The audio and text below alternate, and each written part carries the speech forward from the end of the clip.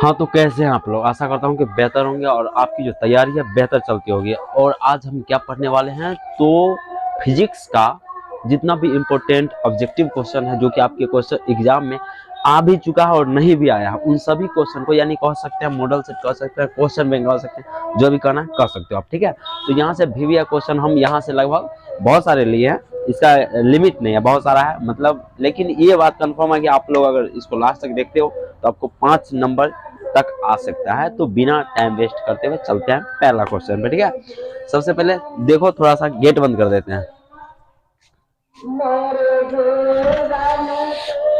पहला क्वेश्चन हमारा ये है कि किस दृष्टि, यानी किस दृष्टि दोष को अवतल और उत्तल दोनों लेंस से बने द्विफोक्सी लेंस संशोधित किया जाता है। यानी कि अवतल लेंस और उत्तल लेंस दोनों का प्रयोग करके ऐसा कौन सा दृष्टि दोष है जिसका हम क्या करते हैं, उपचार करते हैं। संशोधित करने का मतलब उपचार कर सकते हैं, उपाय कर सकते हैं। ठीक है, तो इसके लिए हम क्या है, तो इसका आंसर देखेंगे तो क्या हो जाएगा, जरा दूरदर्शिता। क्या हो जाएगा, जरा दूरदर्शिता। क्या हो जाएगा, जरा दूरदर्शिता, यानी कि ये हो जाएगा ऑप्शन सी हो जाएगा, और जरा दूरदर्शिता। ठीक है जी, चलिए अगला सवाल पे आते हैं हम।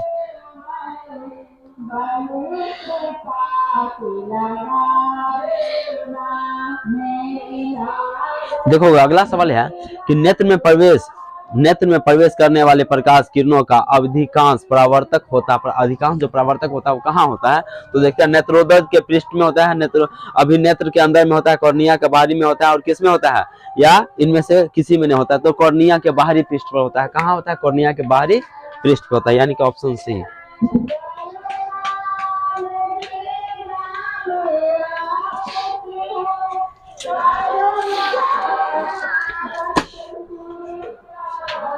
अगला सवाल है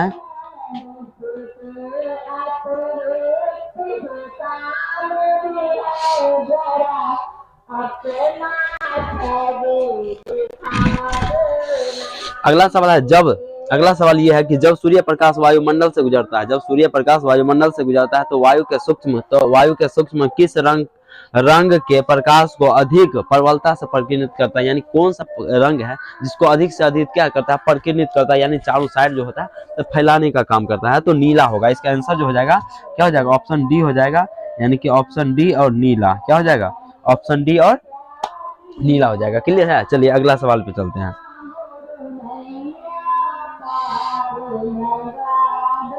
अगला सवाल है पुतली के साइज को कौन नियंत्रित करता है। यानी पुतली जो होता है उसके साइज को कौन नियंत्रित करता है, तो कंट्रोल जिसको कहते हैं, तो रेटिना हो जाएगा, नेत्र हो जाएगा परितार का, तो ये रेटिना हो जाएगा। रेटिना को क्या करता है, वो कंट्रोल करता है, कंट्रोल पैनल है, यानी नियंत्रित करने का काम करता है, यानी कि ऑप्शन क्या हो जाएगा, डी हो जाएगा। चलिए ठीक है, हम आते हैं अगला सवाल पे।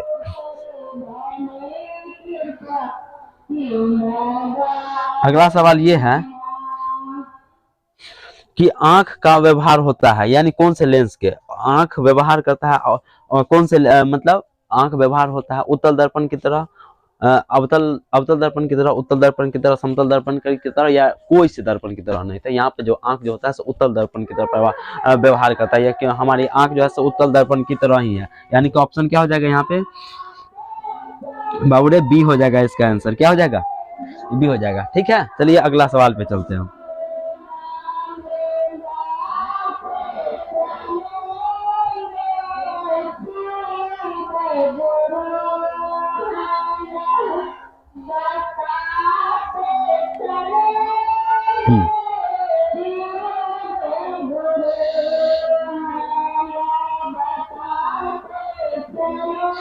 अगला सवाल है निकट दृष्टि दोष का निवारण किस लेंस से होता है। यानी निकट दृष्टि दोष जो होता है उसका निवारण किस लेंस से होता है, तो हम लोग बता चुके थे कि निकट दृष्टि दोष का जो निवारण होता है सो उत्तल लेंस से होता है। कौन से लेंस, तो उत्तल लेंस होता है, और दूर दृष्टि के लिए अवतल लेंस का प्रयोग किया जाता है। तो यहाँ पे आंसर क्या हो जाएगा, इसका ऑप्शन ए हो जाएगा, सॉरी ऑप्शन ए हो जाएगा, यानी कि उत्तल लेंस। कौन सा लेंस हो जाएगा, उत्तल लेंस हो जाएगा। क्लियर है, चलिए अगला सवाल पे आते हैं हम।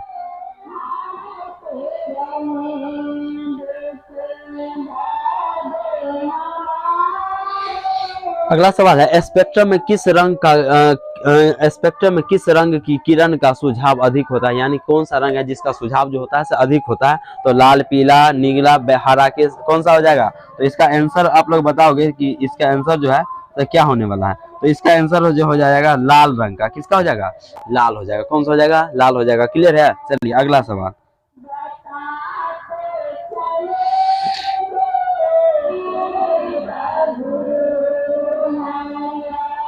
अगला सवाल है, वह वर्णपट जिस पर प्राप्त सभी रंग स्पष्ट रूप से दिखाई पड़ते हैं क्या कहलाता है? यानी कि वह वर्णपट जिस पर प्रकाश जो है, वह वर्णपट जिस पर प्राप्त सभी रंग स्पष्ट रूप से दिखाई देता है, यानी मुख्य रूप से, पूर्ण रूप से कह सकते हैं दिखाई देता है, दिखाई पड़ता है, वो क्या कहलाता है? तो वह क्या कहलाता है? तो शुद्ध दर्पण पट कहलाता है। ये तो क्या कहलाएगा? शुद्ध दर्पण पट कहलाता है। यानी जिससे शुद्ध शुद्ध दिखाई देगा तब ये क्या होगा? क्लियर रूप से दिखाई देगा, तो यानी कि शुद्ध हो जाएगा। ऑप्शन ए हो जाएगा। कौन सा हो जाएगा?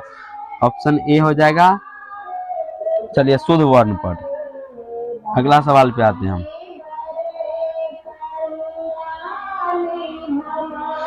अगला सवाल है, मानव नेत्र जिस भाग पर किसी वस्तु का प्रतिबिंब है, प्रतिबिंब है, वह क्या है? तो वह जो है दृष्टि पटल है। यानी कि दृष्टि पटल पे ही क्या होता है कि हम किसी वस्तु को जैसे देखते हैं, यानी मान के चलिए आपकी गर्लफ्रेंड हो गई, कोई हो गया, सर जी क्या बोलते हैं, कोई भी हो सकता है ना, तो वो उसका जो प्रतिबिंब बनता है कहाँ बनता है? दृष्टि पटल पे बनता है। ठीक है, तो दृष्टि पटल पे बनता है। क्लियर हो जाएगा, यानी ऑप्शन डी हो जाएगा।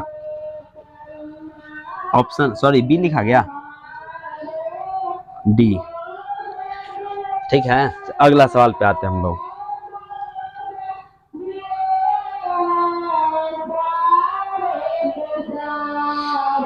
चलिए अगला सवाल है, मानव नेत्र में किस प्रकार का लेंस पाया जाता है? मानव नेत्र में जो है किस प्रकार का लेंस पाया जाता है? तो हम बता ही चुके हैं कि मानव नेत्र में जो है उत्तल लेंस, यानी उत्तल लेंस की तरह हमारे आंख में क्या पाया जाता है? मानव नेत्र किस तरह का है? तो उत्तल लेंस की तरह है। कौन सा लेंस? उत्तल लेंस। यानी कि ऑप्शन क्या हो जाएगा यहाँ पे? ऑप्शन होना चाहिए ए। ठीक है, चलिए अगला सवाल पे चलते हैं हम।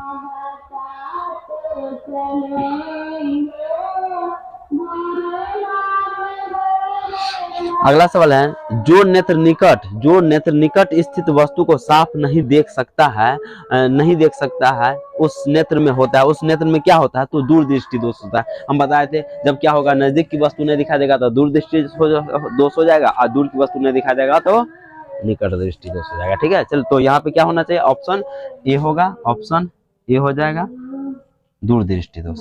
चलिए अगला सवाल पे चलते हैं हम। 12 नंबर सवाल ये है कि सामान्य आंख के लिए उसकी स्मंजन क्षमता कितनी होती है? यानी कि स्मंजन क्षमता जो होता है 4 डायोप्टर होता है। कितना डायोप्टर होता है? 4 डायोप्टर। यानी कि सबसे कम जो होता है सामान्य, तो मतलब सामान्य आंख के लिए उसकी स्मंजन क्षमता कितना होना चाहिए? स्मंजन क्षमता कितना होना चाहिए? तो कितना डायोप्टर होना चाहिए? तो 4 डायोप्टर होना चाहिए। कितना डायोप्टर? 4 डायोप्टर, यानी कि ऑप्शन बी। चलिए ठीक है, अगला सवाल पे चलते हैं हम।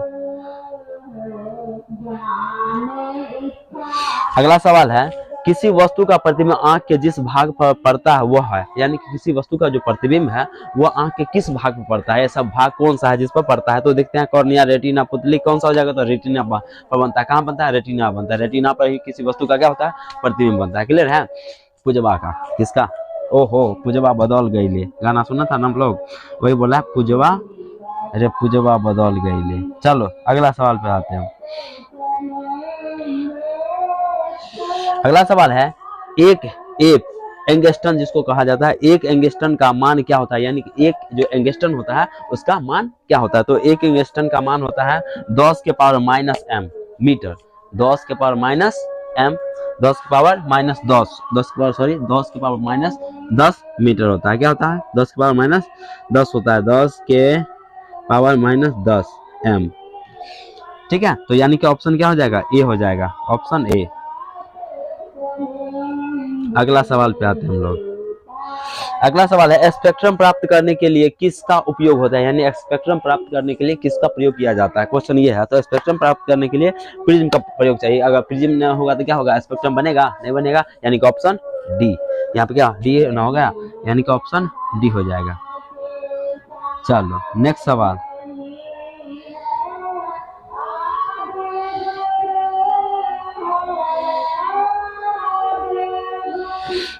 अगला सवाल ये है कि आइरिस के पीछे वाली परत को क्या कहते हैं, यानी कि आइरिस जो होता है हमारे आंख में होता है, उसके पीछे वाली परत को क्या कहा जाता है। तो आइरिस के पीछे परत जो पाई जाती है उसको हम सिलियरी पेशियां कहते हैं। क्या कहते हैं? सिलियरी पेशियां, सिलियरी मांसपेशियां, कुछ भी कहो, कोई दिक्कत वाली बात नहीं है। तो यहाँ पे ऑप्शन क्या हो जाएगा? डी हो जाएगा। क्या हो जाएगा? डी हो जाएगा। ठीक है, ओके। अगला सवाल पे आते हैं हम लोग।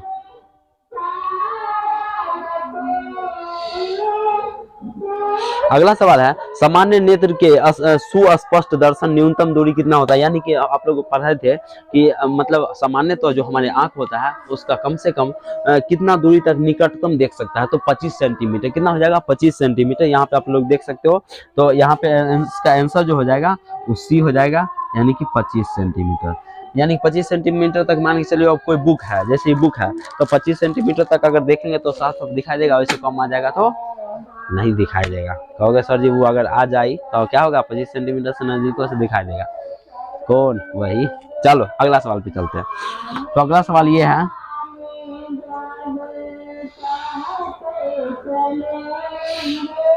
किसी वस्तु का प्रतिबिंब नेत्र के किस भाग पर बनता है। यानी किसी वस्तु का जो प्रतिबिंब होता है उसे किस पर बनता है। आप लोग बार बार ये क्वेश्चन रिपीट हुआ है। यानी कि दृष्टि पटल या रेटिना, कुछ भी कहो, कोई दिक्कत वाली बात नहीं। यानी कोई भी वस्तु जो होता है उसका प्रतिबिंब, क्वेश्चन आते रहता है। अच्छा क्वेश्चन ये भी क्वेश्चन है कि किसी वस्तु का जो प्रतिबिंब है आंख के किस भाग पे बनता है। तो रेटिना को या दृष्टि पटल को, कोई दिक्कत वाली बात ये नहीं है। यानी कि ऑप्शन क्या हो जाएगा? यहाँ पे बी हो जाएगा।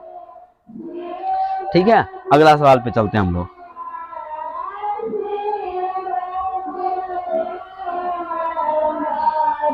अगला सवाल ये है नेत्र में किसी वस्तु का कैसा प्रतिबिंब बनता है। यानी कि नेत्र में जो होता है किसी वस्तु का कैसा प्रतिबिंब बनता है। उल्टा, सीधा, मोटा, पतला, मोटकी, पतर की, कैसा बनता है। तो देखते हैं यहाँ पे काल्पनिक सीधा और छोटा, काल्पनिक सीधा और छोटा, काल्पनिक उल्टा और बड़ा, और वास्तविक उल्टा और छोटा। वास्तविक बनता है ना, और उल्टा बनता है, और क्या बनता है? छोटा बनता है। क्या? उतना को, जितना को है उतना बन जाता है, नहीं बनता है, यानी छोटा सा बनता है। किसी वस्तु को देखते हो, कहते हो ना तुम्हारी आंखों में आंखें डाल के निगाह क्या करते हैं?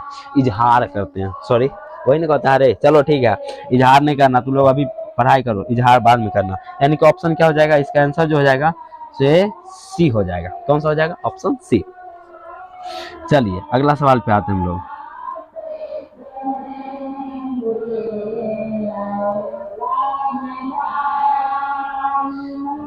चलो अगला सवाल है आंख अपने लेंस की फोकस दूरी को बदल कर दूर या निकट की वस्तु को साफ देख सकता है। आंख के इस गुण को क्या कहते हैं? तो आंख के इस गुण को क्या कहते हैं? तो असमंजन क्षमता कहते हैं। यानी कि आंख जो होता है, आंख की असमंजन क्षमता का डिफिनेशन हम बता चुके थे। यानी कि आंख जो होता है किसी वस्तु को छोटा बड़ा, फोकस दूरी को घटा बढ़ा करके, वैसे मतलब नहीं है। क्या वो देख सकता है, उसको आंख को क्या कहते हैं? असमंजन क्षमता कहते हैं ना। हमर नेत्र उतना दूर तक दिखाई देता है। कहाँ तक?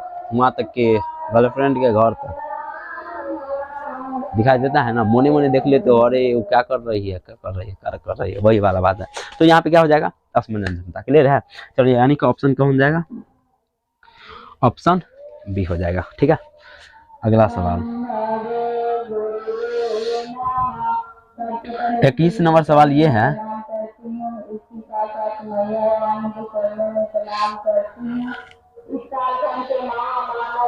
अगला सवाल देखोगे विभिन्न दूरियों पर वस्तु के प्रतिबिंब को फोकस करने के लिए आंख के लिए लेंस की फोकस दूरी किसके द्वारा परिवर्तित होती है। यानी कौन है जिसके द्वारा आंख की जो फोकस दूरी होती है परिवर्तित होती है, चेंज होती है। तो किसके द्वारा होता है? पुतली, रेटिना, सिलियरी मांसपेशिया। तो क्या हो जाएगा? सिलियरी मांसपेशिया के द्वारा होता है। वो आप लोग को क्लियर पता है। यानी कि ऑप्शन क्या हो जाएगा? सी हो जाएगा। ऑप्शन सी, सिलियरी मांसपेशिया। ठीक है, चलिए अगला सवाल।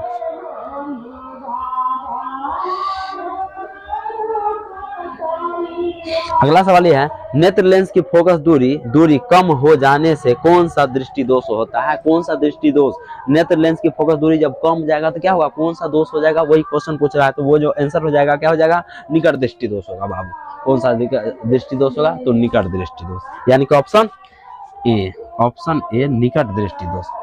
क्लियर है? चलो थोड़ा सा पानी पी लेते हैं।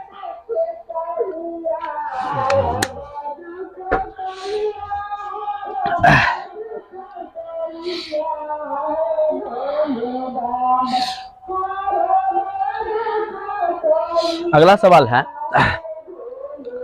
कि किस दृष्टि दोष में किसी वस्तु का प्रतिबिंब रेटिना के पीछे बनता है, यानी कौन सा दृष्टि दोष है जिसमें जो होता है प्रतिबिंब जो बनता है से किसी वस्तु का रेटिना के पीछे बनता है, आगे नहीं बन के पीछे बनता है। तो पीछे जो बनता है से कौन सा दृष्टि दोष में, तो दूर दृष्टि दोष में। कौन सा दृष्टि दोष में, दूर की दृष्टि दोष में, यानी कि निकट की वस्तु नहीं दिखाई देगा। बगल में बुढ़िया क्या होगी, बुढ़ारी में बैठा लगे कहोगे कितना छिया, यानी नजदीक में नहीं दिखाई देगा, दूर वाली बहुत दिखाई देगा, यानी क्या हो जाएगा दूर दृष्टि दोष। कौन सा दृष्टि दोष, दूर दृष्टि दोष, यानी कि ऑप्शन बी। क्लियर है, ओके क्लियर है। अगला सवाल पे आते हैं हम लोग। अगला सवाल है निकट दृष्टि दोष का उपचार किस प्रकार के लेंस से किया जाता है, यानी कि बोला है निकट दृष्टि दोष के लिए, निकट दृष्टि दोष के लिए हम बता चुके थे उत्तल लेंस का प्रयोग किया जाता है। कौन सा लेंस, उत्तल लेंस, यानी कि हम देख लेंगे ऑप्शन क्या हो जाएगा निकट दृष्टि दोष के लिए किस लेंस का, उत्तल लेंस का ना, उत्तल लेंस या अपसारी लेंस यहाँ पे दे दिया है, उत्तल लेंस का ही प्रयोग होगा। यहाँ पे आप ये भी लगा सकते हो, ये भी लगा सकते हो, तो जो लगाना है दोनों लगा दो। अगला सवाल पे चलते हैं हम लोग। किस दृष्टि दोष को दूर करने के लिए उत्तल लेंस का उपयोग किया जाता है, तो हम बता चुके हैं मेरे भाई, मेरे क्या कुछ ना, तो यानी कि दीर्घ दृष्टि दोष, दीर्घ दृष्टि दोष यानी कि उत्तल जो होता है, यानी दूर दृष्टि दोष के लिए हम किसका प्रयोग करते हैं, तो सिंपल सी बात पता है हम लोग को कि दीर्घ दृष्टि दोष के लिए क्या होता है, उत्तल लेंस का प्रयोग किया जाता है। चलिए अगला सवाल। अगला सवाल है जो नेत्र निकट स्थित वस्तु को स्पष्ट रूप से नहीं देख सकता है उस नेत्र में क्या होता है, तो उस नेत्र में जो होता है जो नेत्र निकट स्थित वस्तु को स्पष्ट रूप से नहीं देख पाता है, ज्यादा दूरदर्शिता, सॉरी यार गलत बात, ऐसा नहीं हो सकता है ना, मेरे ख्याल से क्या होगा, जब ज्यादा दूरदर्शिता तो तब होता है ना जब निकट और दूर दोनों की वस्तु नहीं दिखाई देता। तो इसका जो है आंसर क्या होना चाहिए बताओ आप लोग, इसका आंसर आप ही लोग को बताना, हमें नहीं पता है, बताओगे? इसको आप लोग को पता होगा तो आप लोग कमेंट कर सकते हो। हम चलते हैं अगला सवाल पे।